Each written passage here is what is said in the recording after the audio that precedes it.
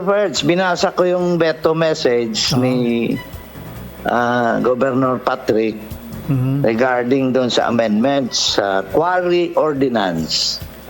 Okay, ang basic amendment, ang ma-issue na sa daaning quarry permit. Bakunda tabi, attorney, kasi doon sa resolution sa ordinance yan eh.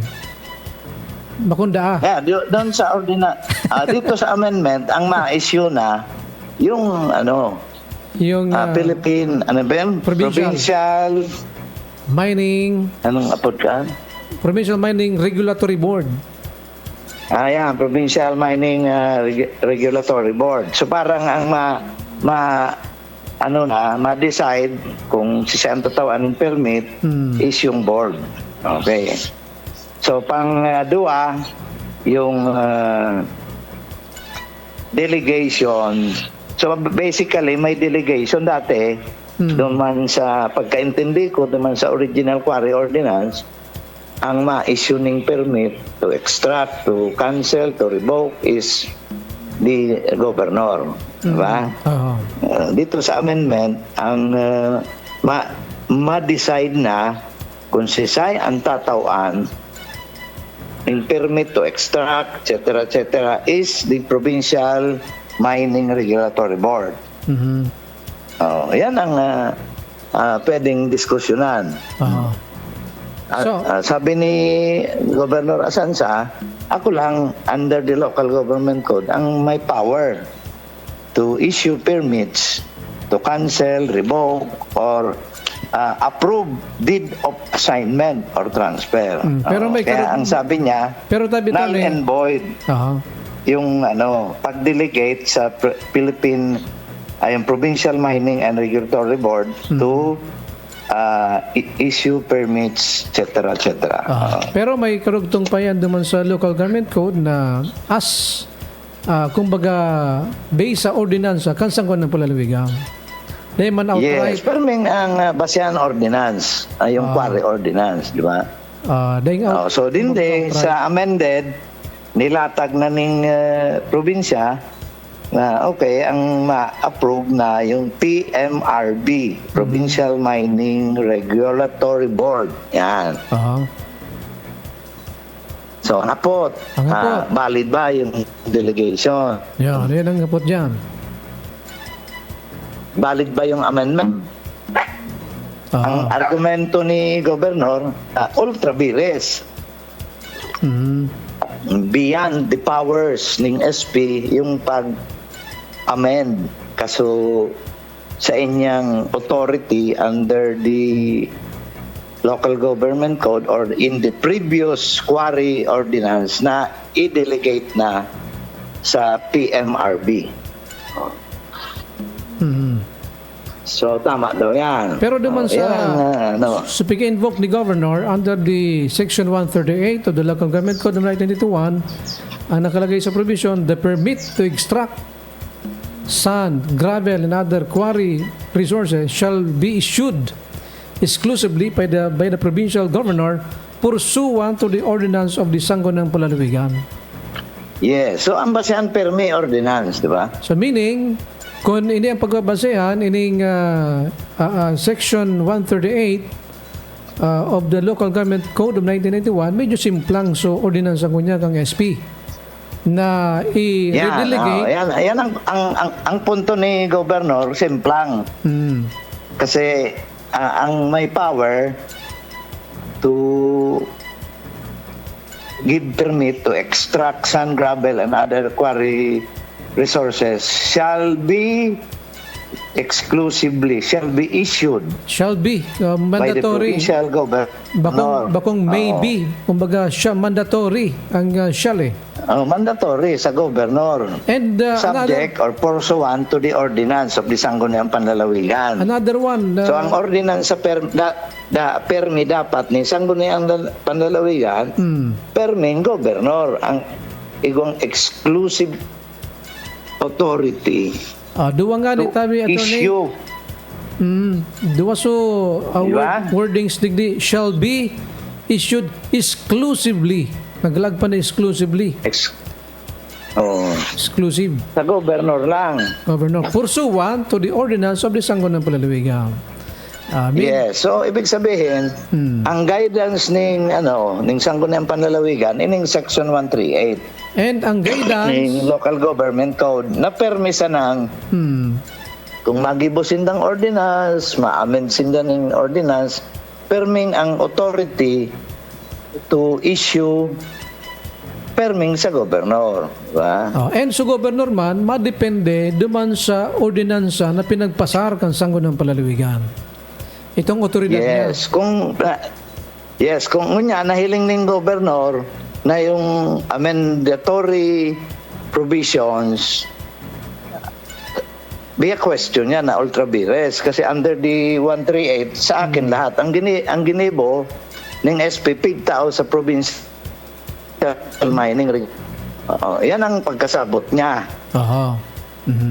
Okay, so ang hapot niyan, what is the effect of the amendatory ordinance? Ang sabi niya, ultra vires, that is not within your power. Nasa akin pa rin lahat yan. Ang hapot, yung Provincial Mining Regulatory Board, siyang member. Ang decision ba, regulatory body, or what? Or governor pa man siyempre ang ma-issue ng permit. Actually, ang membership nin Provincial Mining Regulatory Board, ang chairman yung DNR. Geoscience, vice chairman ng governor. And may mga representatives from committee. Pero may mga representatives sa environmental, sa mining industry, and other representatives. Kumbaga collegial. Collegial body. Collegial. Pero actually, under the collegial body, clear ba na ang governor pa rin ang ma-issue ng permit o hindi? Siya ang ma-issue ng permit. The mere fact na collegial body yon, ibig sabihin, dahil lang madepender kay governor. Kasi madepender lang duman sa body. Diba? So, ang ma-issue, ang permit, the whole body. Hindi, siguro, ang mangyari, kumbaga itong ma-recommend, so PM, ang ma-issue pa mangyari dyan, syempre, yung governor. Yes, yan ang pagkaintindi ko. Still, the governor will be the one to issue permit to extract quarry resources. Pero so clear na kita dyan. Kung ang interpretation ang buong body, ang ma-issue ng permit, that is already violative of the provision under Section 138 that the permit to extract sand, gravel, and other quarry resources shall be exclusively shall be issued. Ibig sabihin ng shall, mandatory, dahil mo pwedeng itao sa iba. Exclusively, so siya sana, by the provincial governor, pursuant to the ordinance of the Sangguniang Panlalawigan. So, clear na kita dyan. Takunda sabi niya, ultra vires yan, beyond the powers of the SP, and ang sabi kang iba, that would be usurpation of the powers of the governor under the local government code. Anong gustong sabihin ng usurpation? Encroachment of powers. Encroachment. Anong Tagalog ng encroachment? Nakikiaram. Intruder. Pag-agaw. Parang intruder ka. Pag-agaw sa kapangyarihan ng governor na mag-issue ng exclusively ng permit. Maagi na yan sa board. Diba? And ang punto niya. Ang question na naman kang governor kasi exclusively nakalagay para sa governor. Pinagpalitan ko niyan kang Provincial Mining Board. No? Kumbaga, may delegated under the local government code pero delegate ng isang Panlalawigan sa another body na bako ito naman nasusurat sa local government code. Ang hapot, tama ba so pagbalyo ang SP? And another question, sa nakalipas sa 2024, actually, almost 80% ng mga komposisyon mo niyan, sinama so nag-aprobar kang 2024. Ano ang compelling reason na binago this time? sa new composition, new mandate pero the same almost so composition kang Sangguniang Palalawigan. Yes. Duman sa PMRB, bakong very clear yung delegation. Sisayang maisyo ang permit, etc. etc. So, yan ang pwedeng legal question na piga-raise nga ni Governor Asansa. Diba? So, tama ba ang SP dyan? Tama ba ang interpretation ni Governor Asansa o nung legal team niya, di ba? So, sa hiling mo, anong sa imong, ano dyan? Kung magbabasehan ta sa Local Government Code of 1991 na exclusively nakalagay, shall exclusively by the provincial governor pursuant, ibig sabihin, ang Sangguniang Palalawigan, matao lang ni mga meets and bounds. Diba? Sindang mataunin guidelines. Pero ma-implementan pa rin. Tapos maagi pa sa Endro. So Endro, ito man ang mabase duman sa mga requirements kung kasunod. Di ba? Counter-checking yan kasi di mo pwede ang governor mismo ma-check yan eh. Ibig sabihin, agi muna naman sa expertise kan Endro kasi siya na department nag-implementar ka yan, then kung okay naman dokumento, saka na ma-issue ang governor. I-forward niya sa governor. Oo. So iyan dapat dapat linawin yan ng SP kung ano talaga kuya. Kasi ang pinaka main ning amendatory ordinance yung the power to approve the transfer or assignment of quarry permits. Di ba? Oo. Nandiyan sa ordinance. Another Kung yung napigament. Another issue yan, di ba? Kasi ang sarong purpose sa ordinance, pwedeng mag-approve ang board or the governor ng pag-transfer ng rights o kasupirmit sa ibang tao or assignment. Ibig sabihin ng assignment, na si body, yung permit, i-transfer niya sa imo, so permit mo. Yun. Ngunyan, kinahanglan na dyan sa ordinance na yung transfer or assignment nasa board. Or sa governor, malabo. Okay. Ang purpose sa transfer ay because yung transferee pwedeng maging seller ng mga quarry na galing sa ibang probinsya. Yan ang nila dyan. Halimbawa, si body, transferee, o original permittee, allow dyan sa ordinance na yung permittee o buyer assignment or transfer, pwede siyang mag-deliver o magpabakay ng gravel and sand, halimbawa, galing sa Albay. Yan. Ngunyan, ang ginibok ang SP, sa pagkaintindi ko, nag-gibosinda ng Inter-Province Quarry Accreditation Committee. Yeah. Another issue yan. Yan ang purpose sinda ang ma-accredit ning seller na hari ang sa inyang quarry o ang baybay hari sa Albay niya, Kamsur or kung saan.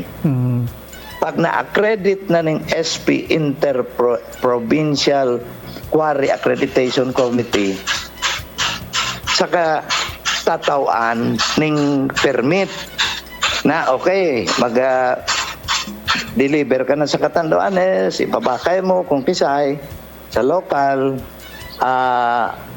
ang sa imong quarry na hari sa ibang lugar. Kasi dumaan na sa accreditation ng Interprovincial Quarry Accreditation Committee. Sige, accredited ka na. Kung accredited ka na, under the board, review or endro, pwede ka ng tawaan ng permit to transport as a seller ning quarry resources hari ning Albay or ibang probinsya. Ano da ang purpose? Ang nag-hapot-hapot kita ang purpose, kamahaya na kang pag per cubic meter yang mga quarry permittees magapabakay sa mga locals or sa mga contractor or so. Iguana, ibig sabihin, So, ang purpose, may reklamo na mahal. mahida. Ano daw nga, kung iguning magkuha dyan sa Albay, mabakay ning barato duman, high grade ka, quality pa, dadayhon sa Catanduanes, ipabakay sa Catanduanes. Pero nga po, saan ka reklamo na mahal? Ay, ang ayam ko, yung mga kapagibong hayong, yung patugdok ni hayong, pa-repair, contractors, kamahayan. So, ibig sabihin, nasa 900 na yata per cubic meter. Ibig sabihin, dahil mahal, may nagreklamo sa SP. Dahil man, sa local na ilistoryahan, kamahayan na ngaya. Buda sa market. Oo. Oh, yan. So, nakaabot ba yan sa SP? Tanggal ni aksyon ng kang SP? Yan ang day ko, ayam. Kasi pero yun ang one of the reasons kung nga i-allow ang inter-province na magbenta ng quarry resources haring ibang probinsya. Diyan sa probinsya, tamahay ngaya sa Catanduanes. So, ibig sabihin, Buda, may nagreklamo. Ang sistema, dahil na mga quarry dyan sa mga permittees. Ang iba, o yung ibang mga consumers, mabakay na duman sa seller na ibang authority na magpabakay dyan sa Catanduanes, mas barato. Yan. Kaya lang, tabi attorney, ang hapot dyan, nagdulok ba sinda sa SP sa mga reklamo? Anong day ko, ayam. Kasi kung nagdulok sinda sa SP, ang ma-resolve ka ng SP. Sindang ga set ng guidelines para duman sa presyo kang quarry, di ba? Bada oversight oversight function, di ba? Ikaw sindang ordinansa, nag-set sinda ng presyo kan quarry, kumpira ang quarry dapat na presyo. Day ko ayam yan, day ko kabisado yan, Sir Perch. Basahon ko din sa indang ordinansa. Kasi, ano ining pingalag ninda na pag-impose, ano ini dumasan sa permit o duman sa presyo? Or may discretion? Ang sayang purpose, ayaw kani. Pag diyan ka quarry permit sa Birac, o diyan sa Catanduanes, siyempre ma-apply ka. Pag-apply mo, ikang mo kung pilang cubic meters. Bigat tax aning probinsya per cubic meter and other fees. So, mabayad ka, etc. 500 yata or what. Then, tatawang ka na ng permit. Plus yung conditions sa quarry operations mo. Minaluwas na yung mga permiti dyan, kamahalan kang pabakal sa consumers. Ibig sabihin yan, may diskresyon sa mga permittees kumpira ang presyo ang pabakal nila. Yes, kasi negosyo na nila yan eh. Pero dahil regulamento, ang regulation ang gobyerno para i-regulate kung hanggang saan sila pwede magpabakal, kumpira sana? Ang ayam ko dahil, basta makabayad ka ng quarry permit mo, yung per cubic, siyempre kikita ang ang probinsya. Kasi dyan sa permit na yan, o sa quarry fees, ikaw bagang share dyan ang probinsya, ikaw ang share dyan ang munisipyo, ikaw ang share dyan ang barangay, di ba?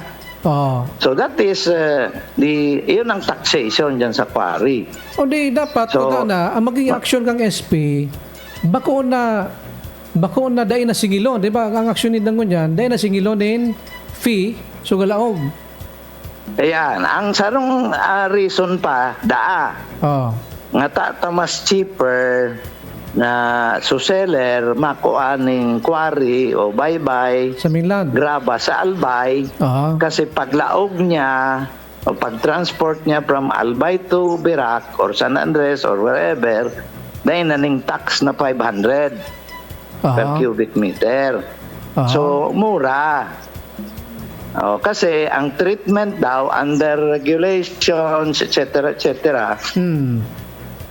the province cannot exact a tax of 500 pesos sa incoming quarry resources. Kasi yung malaog na quarry resources will be considered as ordinary merchandise and goods. So, kaya lang, ang action, kaya lang tabi, Attorney, araw ng action dyan, medyo, anong po yan, garing, so action, ba kung responsive? So, action ng SP. Yes. Kung mahal ang presyo, kung dainin na piga-regulate sa presyo sa Catanduanes, dapat kakaulayo nila, papapunin nila sa mga permitis, tanganin na mag-ulay with the beneficiary sa gabakal. Diba? Correct. Tanganin na pag-ulayan kung ano nga pwedeng babaan, anong presyo nyo, natatarog ang presyo. Tanganin pwede mag-adjust ang SP nin imposition duman sa pag-apply o pag cubic per cubic, di ba? Correct. Baka ngayon na mamahalan, tamahal man so imposition ning quarry sa Catanduanes. Di ba? Dahil kasi dakoy maning factor, Sir Perch. Siyempre, sa mo kakwahon na, mga pital kanin truck, kung saan mo i-deliver. Lalo nang ngunyan, mahay na ang diesel. So, biya consider man kang permiti yung presyo niya. Kaya mahal. Okay?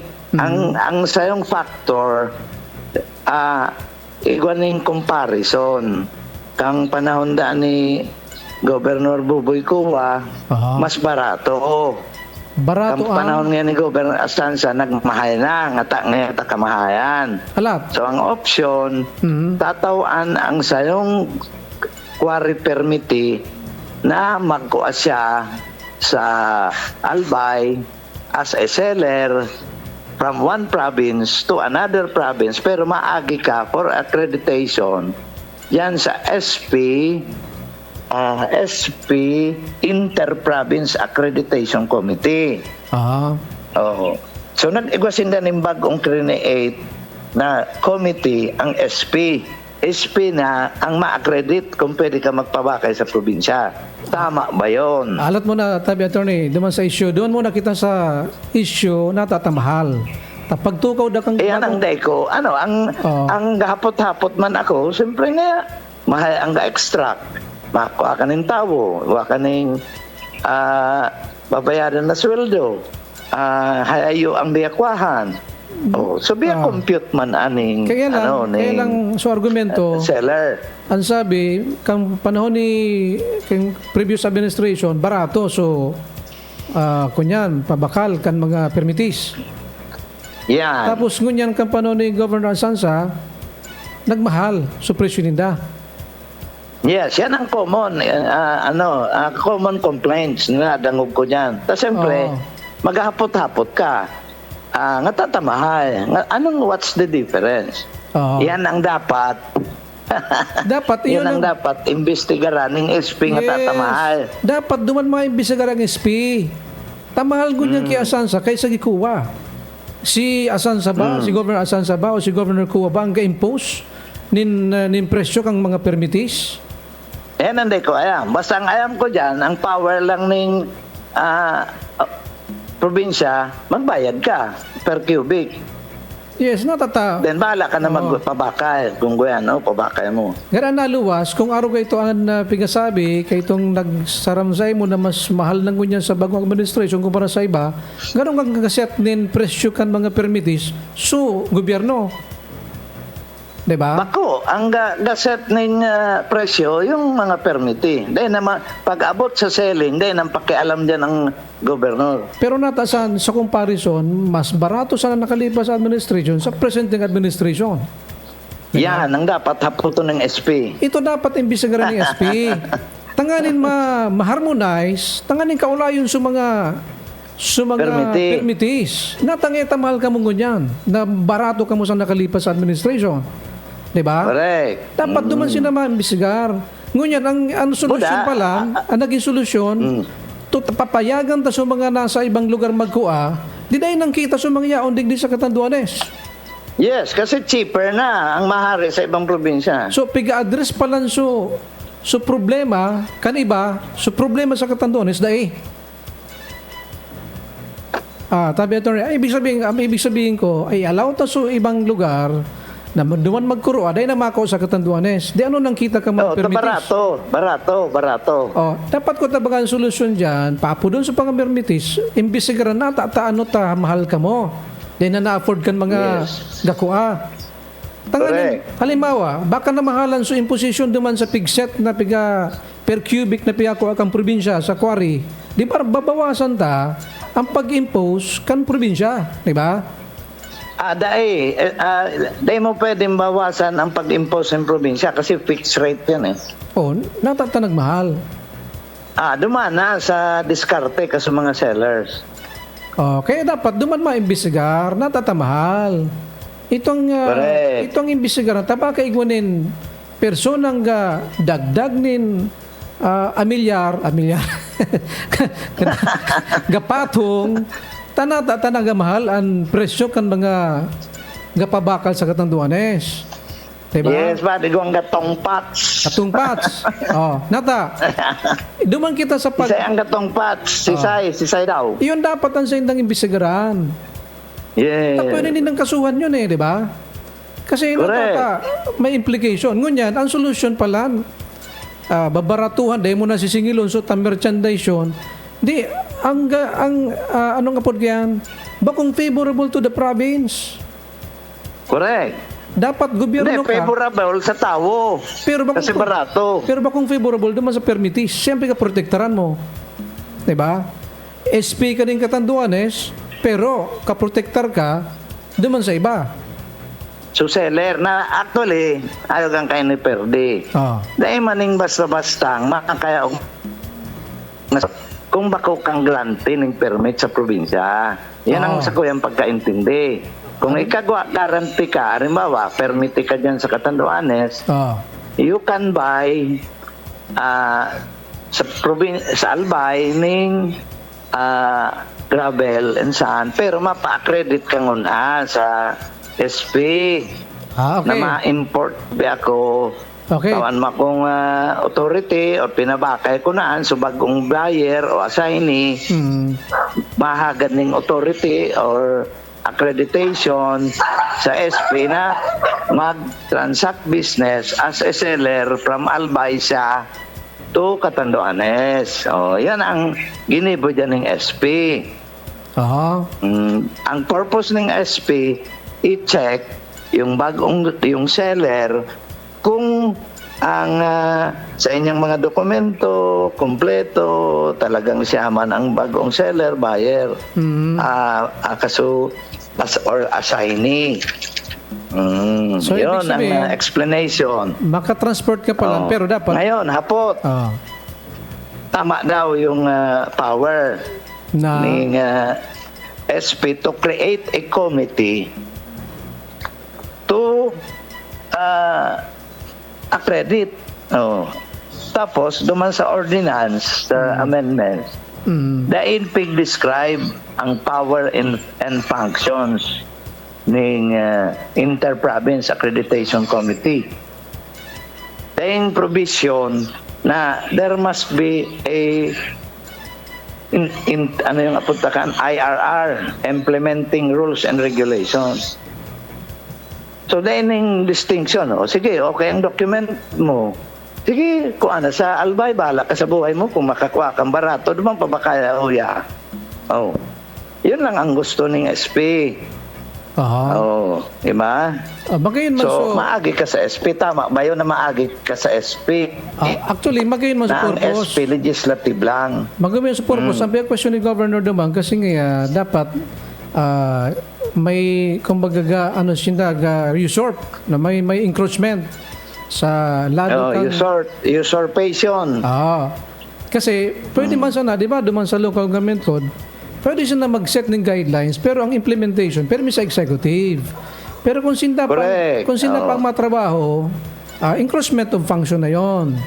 Pwede man mag-create siya ng committee, pero dapat bako sinda matukaw sa committee. Diba? Dahil ang argumento ni Governor Asansa, the creation of the committee is null and void kasi di sangguniang panlalawigan as a legislative body, wala siyang pakialam sa execution, implementation. Once na ang sarong permiti, tinawaan na ng permit. Probinsya na ang mahiling, ang gobernador o yung body, kung gatubod siya sa terms and condition, kang dahil dyan yung pakialam dapat ang SP. Pero may Diba? oversight function man sinda na kung tama ba sa implementation ng governor. Pero you cannot create a committee sa oversight na okay, bago ka tawaning permit as a seller, mag-agi ka sa SP. Yun. Ang po, tama daw yon. Sala yun. Pero sabi ng SP, kung nakaw yun, dahil man nga kami dyan ng i-check mi lang ang documents. Kung okay siya, as seller, punta siya sa Albay, ma-deliver. Kung yan tatabi. Actually, yan ang pariwanag sa ko ni board member Arnel Torado. Pero, apo nang tatabi ito na ang hapot ko, anong trabaho ng oversight? Sa prior o after? Ang hilman mo yung word. Hilman mo yung word. Oversight. Sight. Ibig sabihin, ba kung prior sight? Sight, anong may gamit? Sight, mata. Senses. Kasi pag oversight, after na. Diba? Sa oversight, after. Bakong prior. So, ibig sabihin, mali Okay, yan. Magaya na argumento yan. Ibig sabihin, na oversight, hilingon lang nila kung nasusunod ba kang gobernador sa pig-set nila na guidelines. Correct. Kasi executive function yun. Bakusin ng mga accreditation board. Dahil dapat sino mag-accredit dyan. Sala yun. Kasi bakunin ng function yun. Diba? Oversight sinda. Kasi ano yun? Hindi yun oversight. Prior sight. Prior sight. Yan. Prior sight yun eh. Encroachment ng power niya. Ang gigibuon ng SP. So, gabos na seller, na makuha ka mo ng quarry dyan sa Albay, umagi ka mo sa SP. Tapos, iwa ka natabi ng contact duman sa Albay kung saan ka makaigwa na nga. Tawan mo na nga akong authority. So SP may, ibig sabihin, so SP may contact naman sa Albay? Yan. Ang balita ko, igwa ng contact sa Albay. Yan sana. Dapat yan sana. Ang balita ko man, igwa na ning lansang kakanghang kaso bye-bye. Ano pa naging attorney, hilingon tayo mo sa point of view na dapat baga ang pigaprotektaran kang sa itong gobyerno, so welfare, so interest ka niya sa laog. Diba? Correct. Halimbawa, so bakal na mamahalan, hihaputon mo sa laog na marahal ang pigasingil nyo. Kasi pwede ninda na kaulayon diba? Yun ang trabaho kan SP kan sa tong gobyerno, kung may problema resolusyonan. So permite, sabi ka so permite, ay day ko maski paapod pa ko ning SP, day ko ang babawasan ang ang presyo ng per cubic, bahala ka mo sa buhay niyo kung saan ka mo magkuha. I-recommend na day pag-renew o ang sayang kasi may control ka baga kay nga credit ka pagtawag kang permit, kasi dapat masunod ka sa regulasyon din gobyerno. Diba? Ang hapot dyan, kung ang affected yung mga contractors, nga tatadega revoke ang mga contractors. Yan. Papo dun sa mga kontraktor. Natangeta mahal. Buda sa mga permittees, paapo doon. Pati yung executive. Diba? Sa oversight yun. Sukat na panong ngayang matraffic. Na-traffic niya kami dyan kung landslide, balik ka pa uyan, kamahayan, ngayon mag-extract. Para ang binayad mo per cubic, guyan uman sana na, kaabot ng 900. Ang hapot, ngata, kamahayan. Yan. Yan dapat ang oversight function. Yung pag-import ba ng bye-bye, haring Albay, ang sabi ninda mas high grade, quality raw. Buda, pag-iaog kang seller, dahil naning tax na 500. So, ang mangyayari dyan, kung mayaog ka, ang makialam na lang dyan, BIR. Sige, computer mo yung sales mo, yung resibo mo, itatax ka ng BIR. Pero ang parang point din ng tax. Dahil napakiaraman ng SP, ng gobyerno. Malamang dahil na, depende na yan sa BIR. Kung i-tax mo, ang pwedeng i-tax dyan ng BIR, yung sales niya as a businessman. Oo, pero since na government ka, may malaog sa imo, i-regulate dapat yan kang SP. Diba? May regulation pa rin yan ng government. Tamalaog ka sa probinsya eh. Yan ang, yan. Yan, mo sabihin, mo na sisingin. Paano na yan? Okay, ganito yan, Sir Ferds. At mo na, sir. Tama, ilsingit mo na ko. Baka malingon ko. Mo sabihin, supiga, laban kang SP, bakong interest kang gobyerno. Diba? Taday ka masingil eh. Dahil, i-check naman sa ngaya kung okay man yung seller na makuha sa albay. Dahil pagsingil. Kung kompleto ang papeles, qualified siya, or whatsoever. Yan ang punto ng SP. Kaya lang paano, kung kumparahon mo naman sa nagbakal digdi, may kita ang probinsya. Kung mabakal ko, din ka. Hindi, actually, yung quarry permittee na itatawan yung accreditation ng SP, taga-probinsya rin. Siyempre, pag ga-apply siya dyan sa Birak, extraction ng pila, siningil na siya ng probinsya. Gets mo? Hindi, dumabagang makuha ng pigis. Kung makuha siya sa albay, dahil na siya ng i-tax ng probinsya for getting quarry resources from albay. Dahil na ng tax. Di circumvention yun. Nag-permit ka, tapos dahil ka pa ng delivery, dahil ka manin magiging ambag. Dahil man, takukuhaan mo sa albay, dahil maning power or jurisdiction ang SPDA or ang governor to tax a quarry resources sourced out sa albay. Pero man pig-extract sa quarry. Pero pwedeng sa police power, pwede siyang mag-impose pa rin, pero minimal. Dahil magkinaw sa Catanduanes. Bakit? Favorable nga sa Catanduanes yun doon magkuha sa albay o sa ibang lugar. Kasi mababawasan sa tuya digdi na resources na kada bes na minabagyo, bibaha kita. Diba? Favorable yun. Pero dahil man pwede na. Dahil ka na masingil. Minimum lang. Diba? Dahil ka nagkuha digdi. Pwede man. Pero ang hapot, can the provincial government impose a tax on a quarry na kinuha sa albay, na mayaog sa albay? Ang computation niya per cubic. Dahil nga tax mo nga ako na kinuha ko sa albay. Di ka man ngayang pakialam naman sa albay ng albay. Pero bako naman ugaring ilaog kuan sa Catanduanes. Yan ang istorya. Anyway, ang argumento diyan, bako itong tax regulatory power yun ning gobyerno eh. Kasi magamit malaog ka digdi eh. 'Di ba? Alangan man na okay. Paglaog ang interpretation ng SP, yung malaog not subject to tax ng probinsya because it will be considered as a quarry from a province and not extracted from the province. So that is already considered as a merchandise and goods. Kaya lang, tabi attorney, ang ma-invoke kan, bako so SP, ang ma-invoke dapat kan, so personang laog. Kung i-regulate pa ng SP na arogaan, bagaman ang ma-question kayan, so personang ka sa luwas, kaning question on. An authority na na mag-impose. Dahil na ning doon ng SP. Kasi ibig sabihin yan, dahil kaganegosyo. So para sa Catanduanes na income, dahil bigay-interesan kang SP. Diba?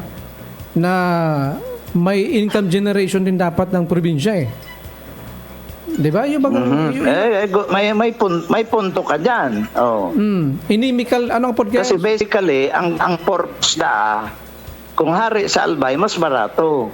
Taday ng tax ang probinsya. Kaya lang, dahil mo na i-regulate yan. Dapat ma-impose ka nga doon eh. Bahalang mag-question so, kunya ba ko ang SP mismo mataram na dahil mo pagsingilin yon, di ba? Kasi trabaho ka para sa Catanduanes. Correct. Sa ibang lugar, bako duman sa persona. How about yung relationship ng quarry resources sa provincial government ngayon ng Albay duman sa seller? Oh, can you bring that to Catanduanes? So, siyempre, ma-permit man siya doon. Na-permit siya doon. Ma-loading siya sa lancha. Bayad siya sa lancha. Tapos, pag abot yan sa Birak, unloading siya. Oh. Diba? Tapos, idaya niya duman sa inyang garahe o sa inyang tambakan. O, paano yan? Anong gagawin dyan ng SP? Yeah. O, BIR, yung Coast Guard, et cetera. Ba't ikaw dyan yung mag-smuggling? O, diba? And sa ropa, tabi attorney, kung ang mataram ka ng SPD dahil tapag singilon, mali ang manifestation na yan. Dapat silencing na kayan eh. Bagaman imposing do, questionon kayo itong piga tax, piga imponer. Kasi ba kung dumam pa lang pa din sa pagpa-accredit, tatay man na siya. Okay, we are accrediting you as a seller, wala kang tax. Pero sa accreditation, may imposition ba ng fees? Fees, sisayang ma-impose. Since na pig-accredit mo yan, yan kondisyon. Yan ang nakakahang sa SP resolution, duman sa committee. Kasi pwede na ma-accredit. Although ining pag-create na SP ang ma-accredit, mali yun. Pwede yan na mag-create ang pwede mag-create ang SP din committee, pero ang ma-execute ang probinsya, bako ang SP. And duman sa pag-accredit, dapat may kondisyon naman na may babayadan sinda. Takunday ka na masingil kay itong 500 na pigataram, then problema, nagbayad ka naman sa accreditation eh, di ba? Yan ang data na hiling dyan. They define ang power and function ng kasi kung regulate ka favorable naman sa iba, kung favorable to the government, maling kunyan yun, diskarte. Kasi yan, kaya bigyan question niya ni Governor Asansa na from the very start, the SP cannot create a body to check on everything about quarry. It is only the governor or the mining board. Kasi yun ang talagang mandated by the national law or the local government to examine, etc., enro, everything. Pag-check na ng enro, i-check pa ng SP. Now, yan ang dako question. Tama ba yung ginawa ng SP? Tama ba yung amendments? Tama ba yung argumento nila na mabarato, etc.? Actually, tabi, attorney, kung mahiling mo, magayon man kuta na so pag-diligar duman sa Provincial Mining Board, tang Provincial Mining Board baga, collegial body, tanga ding dahil nagiging discretionary sa lado ng governor. Kaya lang nga po, nasa batas ba yan? Di ba? Yan ang ang question. Kaya sabi ni Governor Asansa, you are now creating a body which kulang ang dapat exclusive na mag-issue ng permit. Although duman, i-check ng enro, di ba? And ang may kunya naman oversight naman sinda dyan di ba?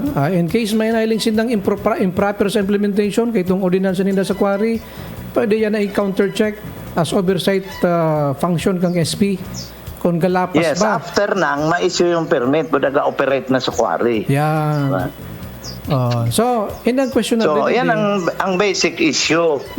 Can the province, can the SP create a body to accredit seller of quarry resources from an inter-province, tapos dahil na ning tax pero dahil kita makataram na magbarato. Ang hapot dyan, sir, pwede magbarato ba?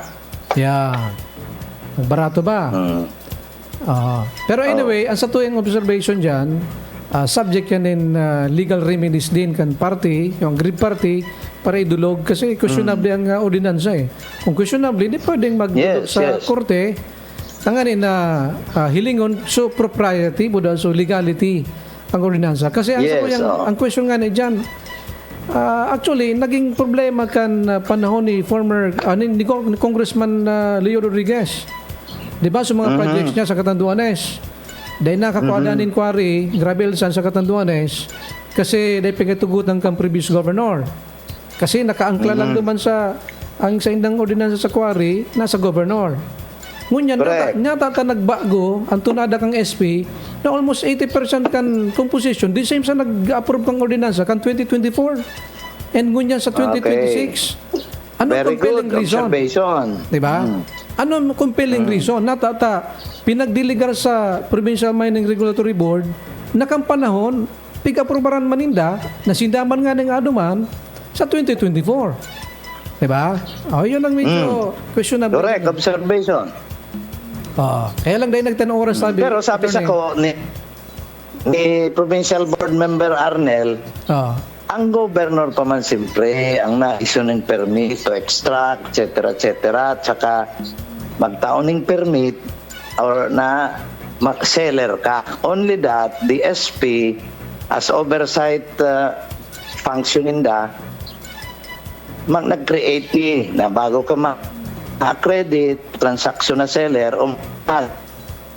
sa sangguniang panlalawigan, checkin mo kung okay ang documents mo, kung permiti ka talaga, kung totoo man na pinabakay mo na kasi assignment, di ba? Ang assignment, biya pabakay o biya transfer ang rights. Okay ka na. Napuputol ka tabi, Attorney. Ang tuwa na gusto ninda. Ngunyan ang hapot, ako man, kung ako kuwari permiti sa Katanduan, siyempre, dapat iwa man akong permit sa probinsya ng Albay to extra kuwari. Siyempre. Diba? Mabayad man ako ng tax naman. Oo. Pero alam man na, dahil ka naman... Siyempre, ganun din. Anyway, may mga dikit-kitang observation. It's up to the court and sa aggrieved party. Actually, pwedeng magreklamo didi ang apektado so mining permittees, quarry permittees. Diba? Kasi may nabasa pa ng attorney, baka nagkaigwa ni misconception itong pag-delegate naman sa Provincial Mining Board mula sa governor kasi magkaiba kasi yung small scale mining duman sa quarry. Baka nabaliktad kasi ang ga-approve talaga sa small scale mining itong Provincial Mining Regulatory Board. Pero sa quarry, exclusively yun sa governor. Governor. Tama ka. Tama ang observation mo. Baka na misconception lang. Ang question, as a whole, yung pag-amend ba ng certain provisions, constitutional, valid, etc. Kung ika-permiti, can you go to court? Yes. Anong remedy mo? Pwede siya may abuse ba of power or authority ang SP? Yan ang mga questions na dapat i-resolve ng korte. Ano mo na tabi ito na pwedeng gibuhon? Kasi bilang residente, kung apektado ka, alimaus permitis, pwede magrani para questionan yung legality kang ordinansa.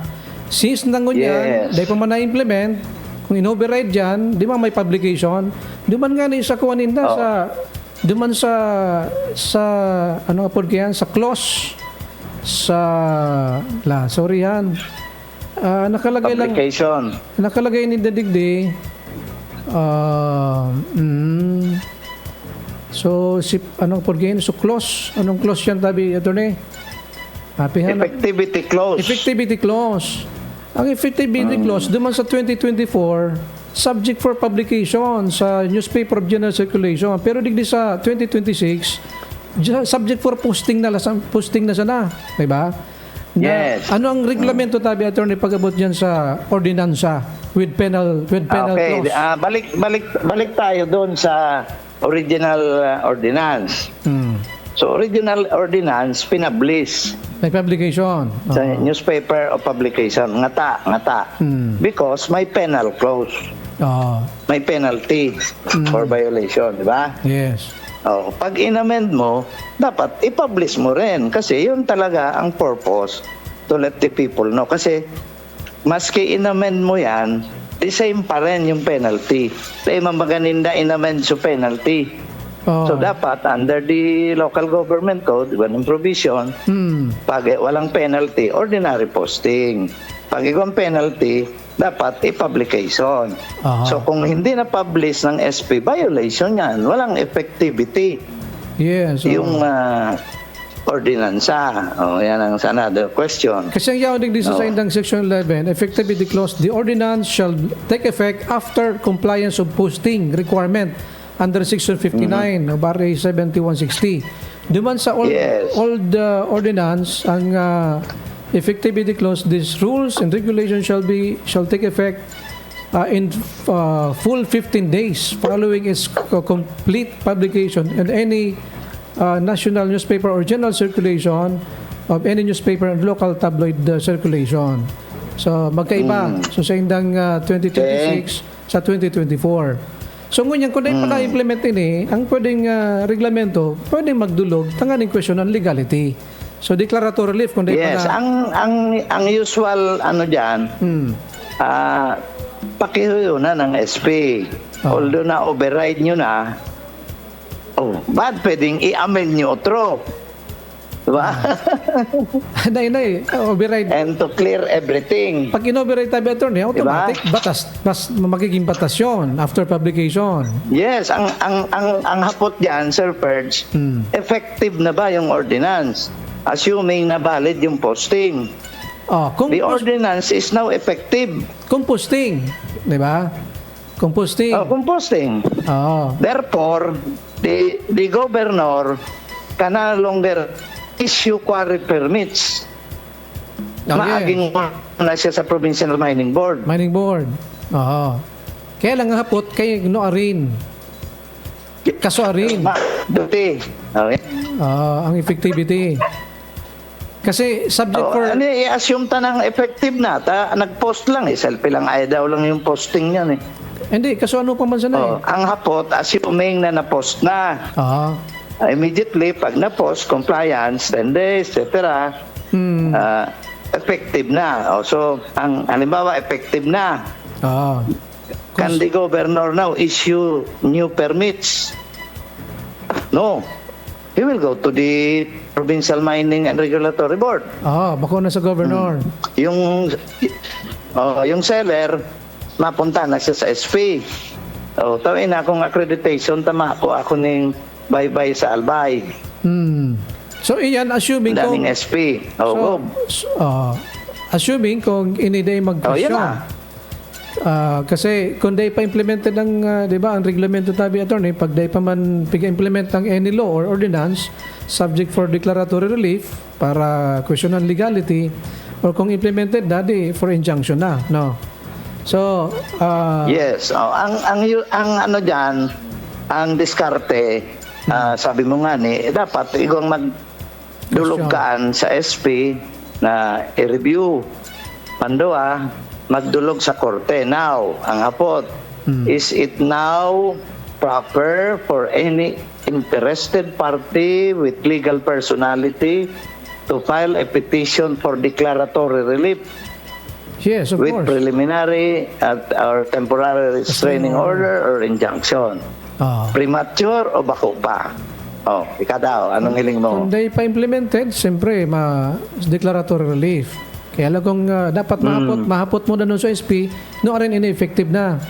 Di kung effective na... Yes, correct. I-check mo muna. Kung effective na, di ma-injunction mangyari sa korte, questioning the legality kang ordinansa. Yes. So, kaya anong grounds sa petition for declaratory relief? Depende kung siya ang aggrieved party. Di ba? Kung arin is site niya, halimbawa, apektado sa mga permiti sa Catanduanes. Kasi tutugutan na ngayon sa mga aduman sa mainland. Sa paglaog. Malo yan ang sa nakita. Di ba? Baka dumanan ng kuha. So, aggrieved party siya kasi apektado, di ba? Yes. Ay, halimbawa, yung restraining order, nagpa-accredit na ako as seller sa SP, approve na, garing day man pig-approve ni Governor. Di ba? So, ngunyan, remedies ang kay puwanta. Kunyan yan magiging batas na to depende kung actually, in 10 days, batas na yan. So, dako ang revoke dyan sa Catanduanes. No, halimbawa, kami, ang plano mi dyan, so hayong mi dyan, siyempre, mabakay ka ng gravel and sand. gawa na ngayang gapabakay. Aning Haring Albay, mas matibay ngayang baybay. Duman ako kami mabakay, barato pa. Di ba? Oh, buda, unlimited ang supply niya. Kasi sa yung bundok, ang mangyayari dyan, yung seller, kung dahil man siya ng problema sa Albay, matambak aning dakoy na kwari. Nasa yung bagina na pungko. O duman na mabayakay kasi barato na. Dahil ka pa mabayad sa probinsya. Oh, how about yung kasing seller, permiti rin sa probinsya. Halimbawa, ang hapot, nakalusot ka sa committee ng SP. Tapos sabi ninda, ang ma-approve si Governor. Ay kung habong i-approvehan ni Governor, yung permit to extract from the other province. Yeah. Problema rin. And dumana, can you file a mandamus case against the Governor?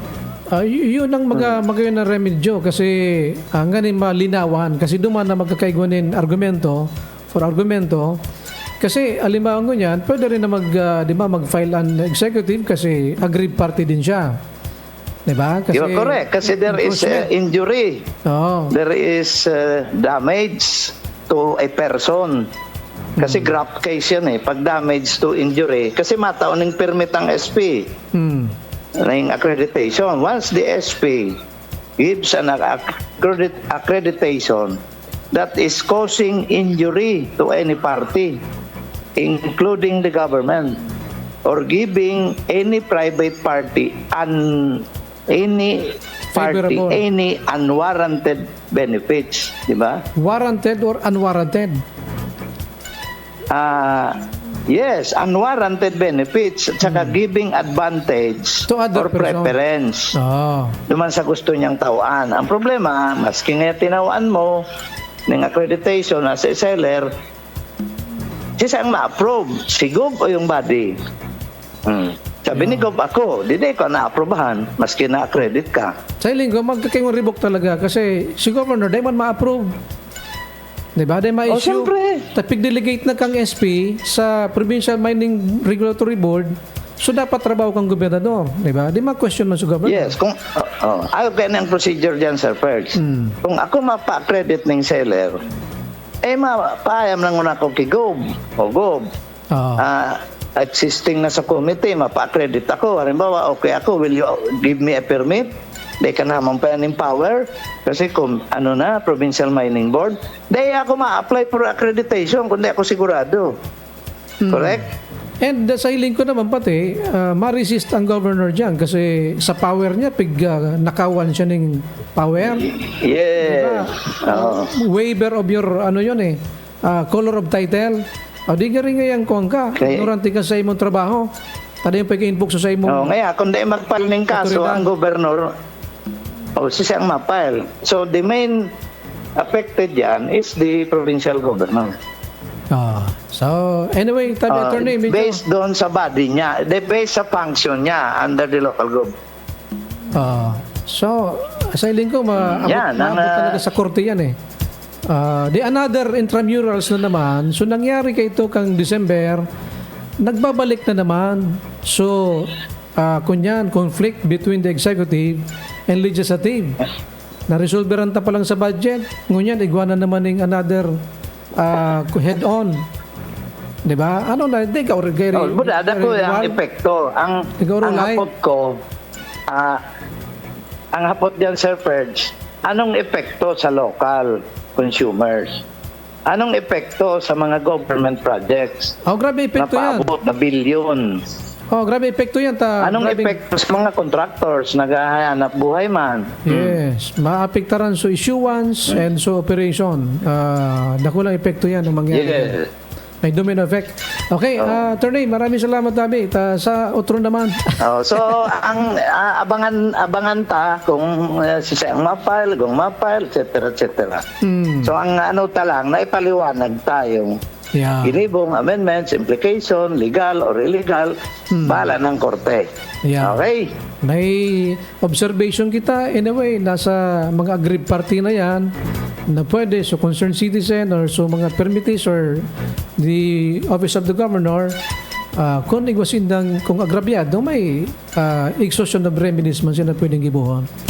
Okay? Sa tuya, so educational discussion. Maraming salamat.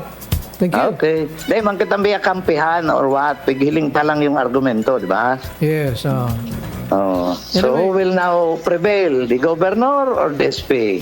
Yeah. Wait and see kita. Duman Okay. sa indang maging aksyon. Alright?